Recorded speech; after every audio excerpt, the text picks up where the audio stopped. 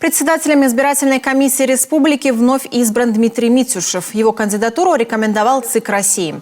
Члены избирательной комиссии уже нового состава в количестве 10 человек проголосовали за прежнего руководителя единогласно, продлив таким образом срок его полномочий еще на 5 лет.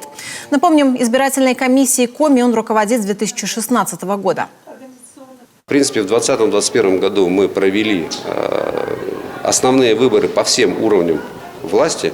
Мы избрали представительных органов муниципальных образований, муниципальных районов, округов, представительные органы муниципальных районов, муниципальных образований городских и сельских поселений, сформировали Государственный совет Республики Коми, провели выборы депутатов Государственной Думы Федерального собрания Российской Федерации, в том числе по одномандатному избирательному округу, прошли выборы президента Российской Федерации.